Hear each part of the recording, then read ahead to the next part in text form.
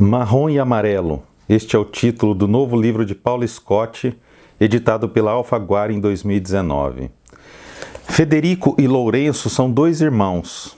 Federico é pardo claro, cientista social, comanda uma ONG e é militante e engajado em temas raciais, em especial a hierarquia cromática, a pigmentocracia. E Lourenço é negro, treinador de um grande time de basquete, gente boa, tem vários amigos e nunca se posicionou verdadeiramente frente a questões de racismo.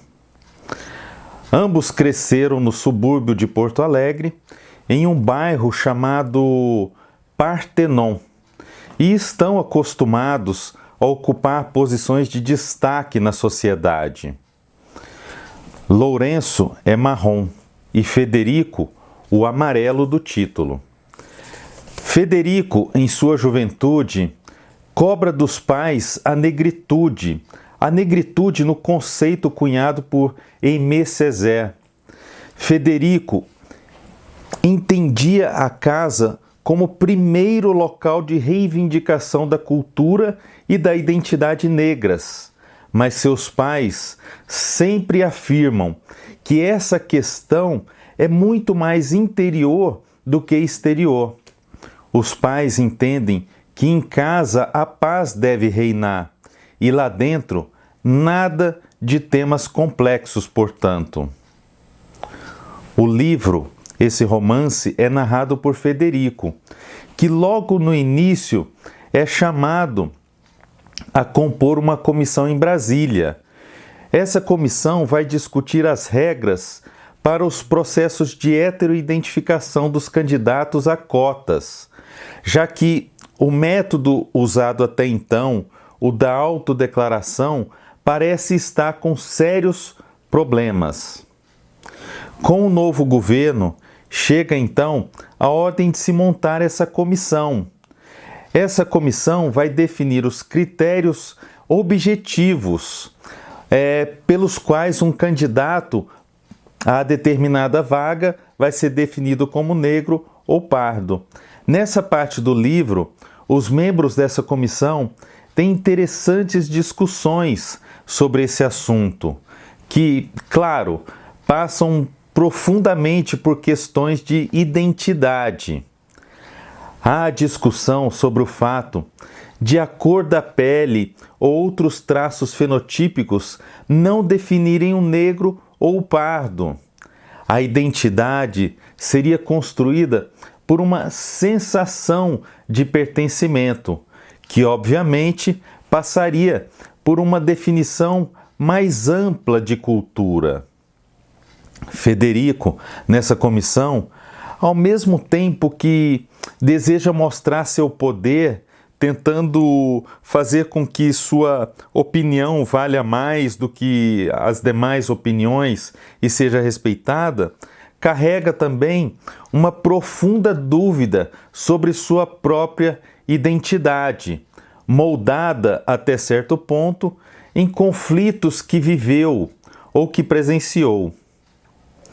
Alternando a narrativa entre flashes do passado e do presente, em determinado momento, a proposição inicial do romance, que é essa comissão formada em Brasília, e também as discussões inerentes sobre os problemas da autodeclaração, mas também da seleção unicamente pelo fenótipo, passam a ficar, então, em determinado momento, em segundo plano, até ser totalmente esquecidas, dando lugar a uma outra narrativa, a da militância da sobrinha de Federico, filha de Lourenço, e, consequentemente, dos problemas que essa militância pode acarretar na vida de todos.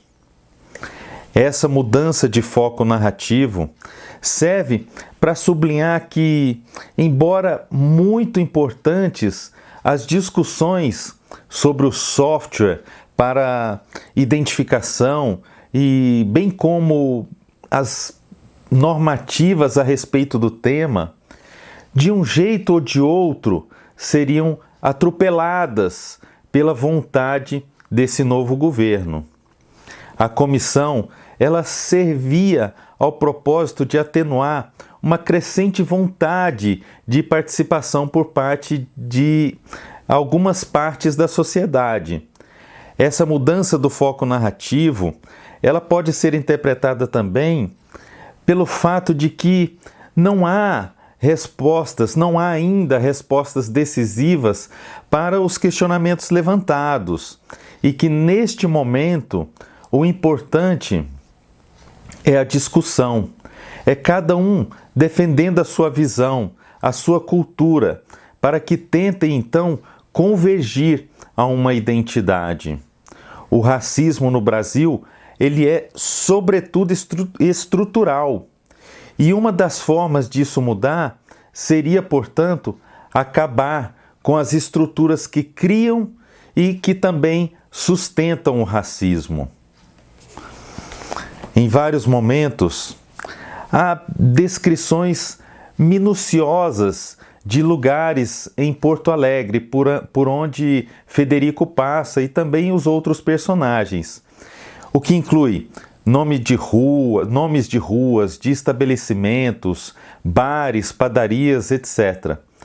Tudo isso faz parte da busca, principalmente de Federico, por sua identidade, que não está dissociada das coisas, dos lugares e, claro, das pessoas ou do próprio tempo.